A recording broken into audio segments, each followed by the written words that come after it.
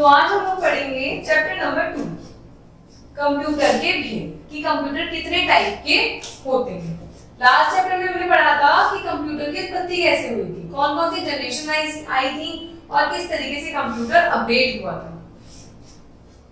इस समय संसार में हजारों प्रकार के कंप्यूटर उपलब्ध हैं, लेकिन उनकी कुछ ऐसी विशेषताएं होती हैं जो बहुत से कंप्यूटरों में समान रूप से पाई जाती हैं, जैसे उनकी मेमोरी का आकार, गणना करने की गति, उपलब्ध उपकरण आदि। हम देखते हैं कंप्यूटर में, हमारे संसार में, विश्व में, हमारे आसपास अलग अलग तरह के कंप्यूटर हमें देखने को मिलते हैं, है ना। अलग अलग ब्रांड्स के मिलेंगे, अलग अलग कलर्स के मिलेंगे, अलग अलग कंपनीज के मिलेंगे। लेकिन जो कंप्यूटर्स होते हैं, कुछ कंप्यूटर्स में ऐसे भी होते हैं जिनमें उनमें सेम समानता पाई जाती है, जैसे उनकी मेमोरी, कार्य करने की क्षमता, उपकरण आदि।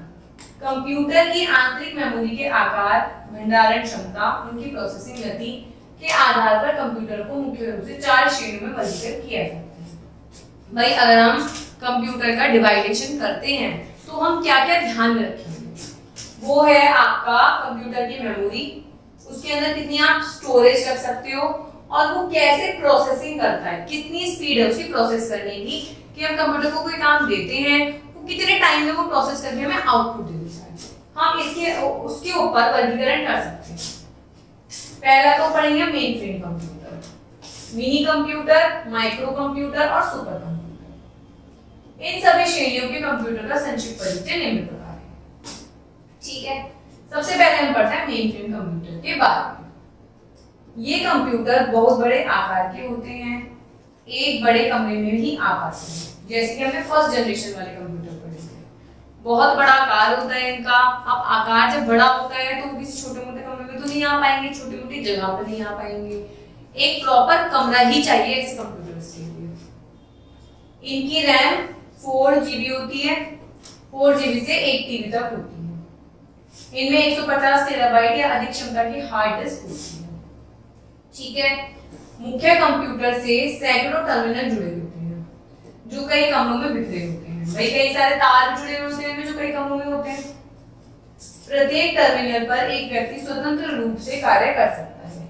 आप जो व्यक्ति जो काम करते हैं वो टर्मिनल्स पे काम करते हैं। हर टर्मिनल के लिए एक व्यक्ति अलॉटेड होता है कि आराम से काम कर सकता है। इस प्रकार मेन फ्रेम कंप्यूटर पर एक साथ सैकड़ों व्यक्ति कार्य कर सकते हैं। भाई जब इतना बड़ा कंप्यूटर है, पूरे कमरे में आ रहा है, तो ऑब्वियसली तो बात सच है कि बहुत सारे लोग एक टाइम में इस पे काम कर सकते हैं। इन पर अनेक प्रकार के सॉफ्टवेयर का प्रयोग किया जा सकता है। सबसे पहले IBM कंपनी ने मेन फ्रेम कंप्यूटर का विकास किया था। जो सबसे पहले जो हमारा कंप्यूटर आया था, मेन फ्रेम ही आया था, और कौन सी कंपनी ने किया था? IBM। ठीक है, ये रहे आपके मेन फ्रेम कंप्यूटर, कितने बड़े कंप्यूटर हैं। मेन फ्रेम कंप्यूटरों का प्रयोग बड़े बड़े सरकारी कार्यालयों तथा व्यापारिक संगठनों द्वारा किया जाता है। ये कंप्यूटर तापमान, आर्द्रता, धूल आदि से बहुत जल्दी प्रभावित हो जाते हैं, इसलिए इनके लिए वातानुकूल अनिवार्य होता है। ठीक है, इसमें धूल, पानी, बड़ी बड़ी मशीन होती हैं तो इस बहुत जल्दी इफेक्ट हो जाती हैं, तो इसलिए हमें बिल्कुल तरीके से इन्हें रखना पड़ता है। वर्तमान में मेन फ्रेम कंप्यूटर की संख्या बहुत कम रहती है। आज के टाइम में अगर आप देखने चले तो आपको मेन फ्रेम कंप्यूटर बहुत ही कम मात्रा में दिख पाएंगे। इसमें 18,000 तो वैक्यूम ट्यूब, 17,000 रजिस्टर और लगभग 5 मिलियन जोड़। ये हमने पहले भी पढ़ा था जो फर्स्ट जनरेशन कंप्यूटर में थे। यह कंप्यूटर एक बहुत भारी मशीन के समान था जिसे चलाने के लिए लगभग 160 किलोवाट विद्युत की ऊर्जा आवश्यक होती है। वाट की विद्युत मतलब ये इतने भारी, इतने बड़े होने के कारण इनको 160 वाट ऊर्जा की वन टाइम में जरूरत होती थी। ठीक है, तब ये काम कर पाते थे। मशीनें आप देख ही पा रहे कितनी भारी होती थी, एक कमरे में आ पाती थी। तो इस तरीके से हमारे फर्स्ट जो कंप्यूटर थे वो थे माइक्रो कंप्यूटर। अब पढ़ेंगे मिनी कंप्यूटर के बारे में। ये कंप्यूटर मेन फ्रेम कंप्यूटर से अपेक्षाकृत छोटे आकार और कम क्षमता के होते हैं। वही जो हमने पढ़े हैं, छोटा आकार तो आप देख ही पा रहे हैं कितना है, जितनी इनकी क्षमता है इनकी क्षमता उतनी नहीं होती। एक छोटे कमरे में आ जाते हैं, ऑब्वियसली जब इनका साइज छोटा है तो छोटे कमरे में आराम से आ सकते हैं। इनकी रैम 2 गीगाबाइट से 16 गीगाबाइट तक होती है। उन वालों की टीबी तक की, इनकी जीबी तक की है। इसमें 800 गीगाबाइट या अधिक क्षमता की हार्ड डिस्क होती थी, उनमें ज्यादा होती थी, इनमें कम होती है। मिनी कंप्यूटर से लगभग 40 टर्मिनल जोड़े जा सकते हैं। ये जो कंप्यूटर है इससे हम कितने टर्मिनल जोड़ सकते हैं? 40 टोटल। इस प्रकार मिनी कंप्यूटरों को एक साथ दर्जनों व्यक्ति स्वतंत्रता रूप से कार्य कर सकते हैं। इन पर भी अनेक प्रकार के सॉफ्टवेयर का उपयोग किया जा सकता है। वही जो हमारे ये वाले कंप्यूटर्स थे, मेन फ्रेम कंप्यूटर, इन पे सबको एक साथ काम करना होता था। इसमें व्यक्ति स्वतंत्रता से अपने अलग अलग कंप्यूटर पे काम कर सकता है, ठीक है। पर उनकी कैपेसिटी ज्यादा थी, इनकी कैपेसिटी कम होनी चाहिए। अब हम पढ़ते हैं माइक्रो कंप्यूटर। इस तरह के ये कंप्यूटर आकार में बहुत छोटे हैं, देखिए आप देख पा रहे हैं कितने छोटे हैं ये, और एक सामान्य मेज पर आ जाते हैं। ऑब्वियसली जब इतने छोटे हैं तो वो एक मेज पर आराम से फिट हो सकते हैं। इनकी कीमत भी बहुत कम होती है, जिसके कारण प्रत्येक सरकारी कार्यालय और छोटे छोटे दुकानदार भी इनका उपयोग कर सकते हैं। जस्ट बिकॉज ये अमाउंट, इनकी अमाउंट बहुत कम है, बहुत सस्ते होते हैं, तो कोई छोटा व्यापारी, बैंक, सहकारी कार्यालय इसको अफोर्ड कर सकते हैं, यूज कर सकते हैं। इनकी रैम 2 गीगाबाइट से 4 गीगाबाइट तक होती है, जैसे ऊपर वाले की होती थी।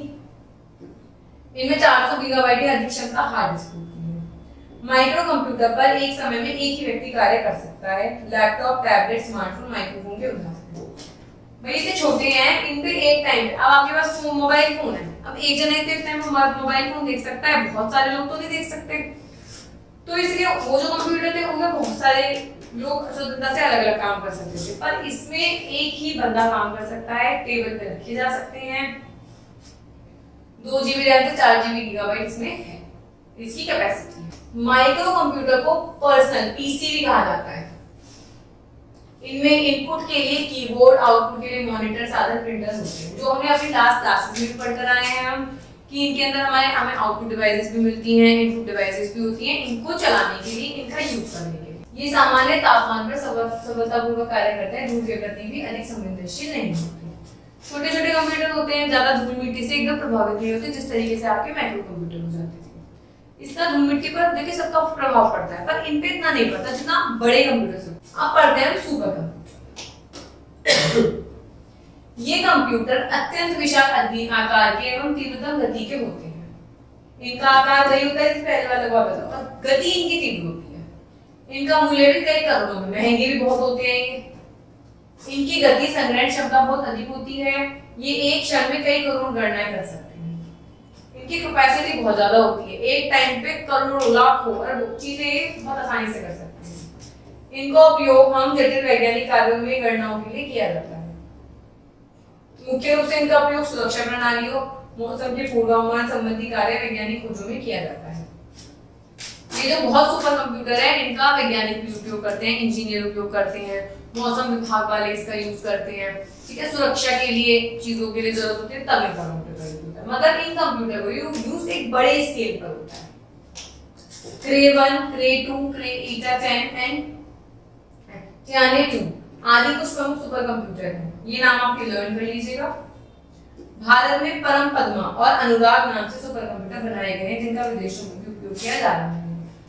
भारत के अंदर 2 कंप्यूटर है, परम पद्मा और अनुराग, इनके नाम आपको याद करने हैं। और ये जैसे कंप्यूटर है जिनका विदेशों में भी हमारे भारत के कंप्यूटर को यूज किया जा रहा है।